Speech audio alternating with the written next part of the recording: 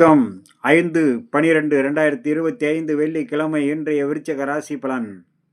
விருச்சிக ராசியில் பிறந்தவர்களுக்கு சர்வ காரியம் ஜெயமாகும், நினைத்தது நிறைவேறும், எண்ணங்கள் ஈடேறும், புதிய முயற்சிகள் கை கொடுக்கும். அதே நேரம் உடல் அசதிகள், மன சோர்வு ஏற்படும்.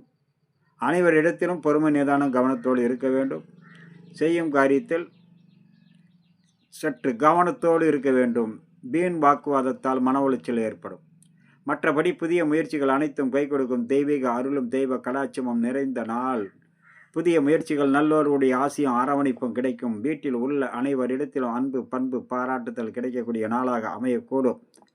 இன்றைய நாள் விருச்சிகத்தில் வரக்கூடிய புனர்பூசம் 4ஆம் பாதம் மதியம் 12 மணி வரை பொறுமையோடு இருக்க வேண்டும். மாலை நேரத்தில் சர்வ காரிய ஜெயம். அனுசம் அனைத்து விதத்திலும் நன்மை கிடைக்கும். மதியத்துக்கு பிறகு செய்யும் காரியத்தில் மிகவும் கவனத்தோடு இருக்க வேண்டும்.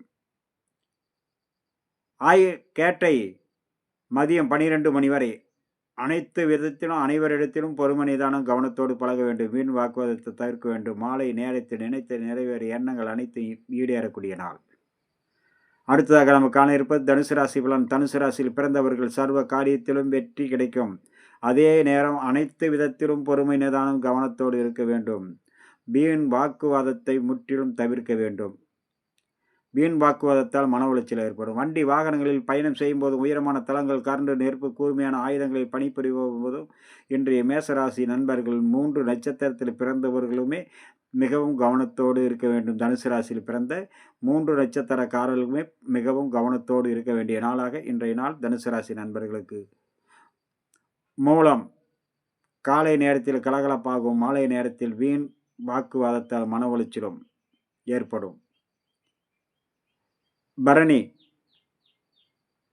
போராட நட்சத்திரத்தில் பிறந்தவர்களுக்கு, தனுசு ராசியில் போராட நட்சத்திரத்தில் பிறந்தவர்களுக்கு மதியம் வரை அனைவரிடத்திலும் வண்டி வாகனங்களிலும் பயணம் செய்யும் போதும் மிகவும் கவனத்தோடும், வேலை செய்யும் இடத்தில் கவனத்தோடும் இருக்க வேண்டிய நாள். மாலை நேரத்தில் பிரகாசிக்கும்.